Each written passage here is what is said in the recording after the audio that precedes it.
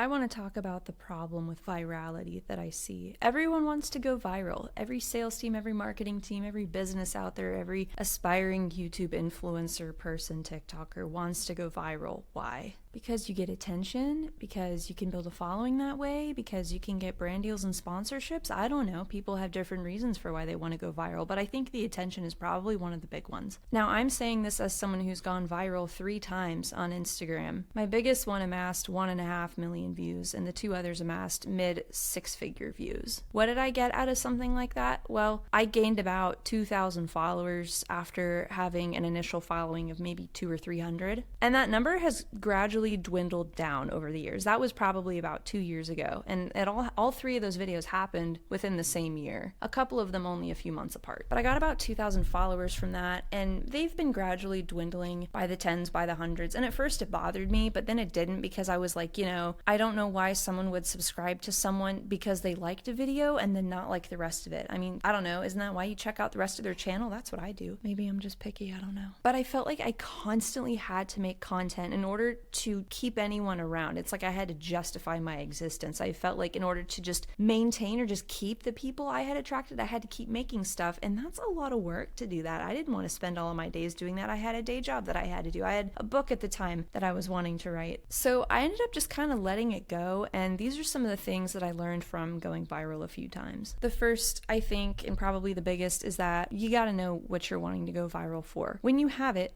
what do you want out of it? And I don't think people really think ahead all that much. Like, ooh, I want it. I just know that I want it. But it's like a dog with a ball. No take, only throw. What are you going to do when you have it? I was not trying to go viral. You don't always know when something is going to go viral. You don't know how anything is going to be once it's out there in the world. You just don't know. You can plan, you can try, you can shoot for it. You can just make some garbage and throw it up on there like the Hawk Tuah girl. Sometimes it takes off, sometimes it doesn't. And either way, you don't always know why. But I challenge you to think, why do you want it? Once you have it, what are you going to do with it? If your plan is to build like a larger following or something, I mean, you've got to like immediately capitalize on that viral moment by either making something that's similar in content, playing off of people's impressions or expectations, just really like doubling down on it. What the it is, I don't know. Videos go viral for different reasons. It's the new 15 minutes of fame, only now it's 15 seconds. Like, you've got to make a really quick first impression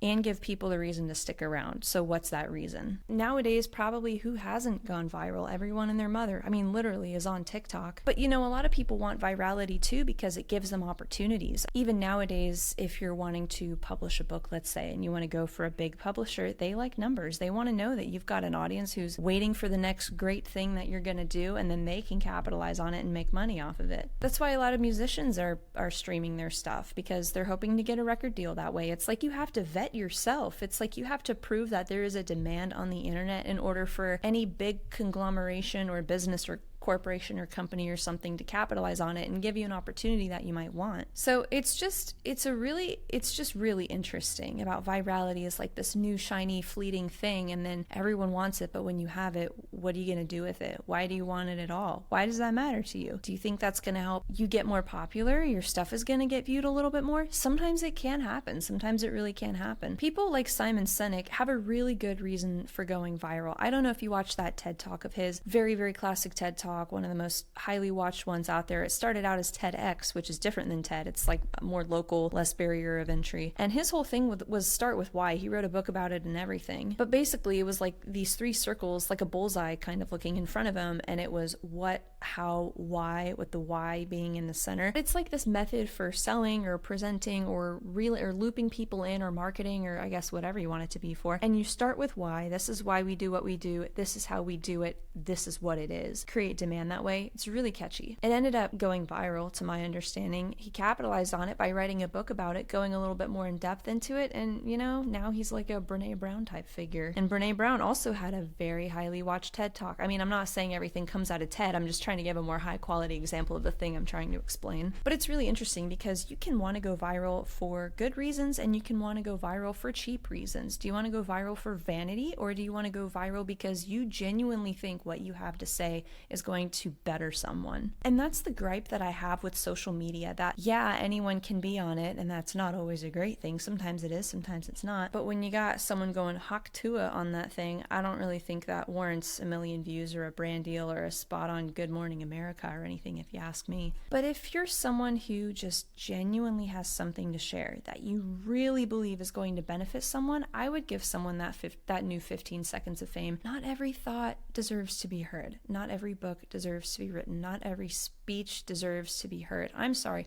That might be really harsh. Maybe I'm a snot. I don't know. But I like absorbing high quality materials, because when anyone can be on the internet and anyone can post anything, it's really easy for there to be a lot of nothing on there, and that nothingness get a lot of attention. I mean, everyone was on TikTok in COVID and people were getting brand deals for literally dancing on the internet. I would personally rather speak for my money than dance for my money, but that's just me. But it is interesting. It is really interesting, and it moves so quickly. I mean, the digital landscape is still so new. I mean, I'm older than Google, dude. I was born in this time where we had this, I'd like to think, very symbiotic relationship with the internet. Everyone had a family computer. No one had smartphones. I remember my mom's old Nokia phone with the little snake game on it. That kept me occupied when I was thrift shopping with her. But now everything is so accessible and moves so quickly. Everyone thinks that 15 seconds is just gonna be the golden ticket for them. Sometimes it is, sometimes it isn't. But if it's not, it's like, okay, now that you know what you know, was it worth it? Did you get what you wanted out of it? Are you wanting to repeat that? If you are, what are you gonna do again with it when you have it, knowing what you know now? But anyway, I would love to hear your thoughts on this kind of thing. It's very, very interesting, very, very new, and it's something that everyone wants. So that's all I have to share. I'm freaking tired. I'm gonna go get a McFlurry from the McDonald's down the road because I deserve it.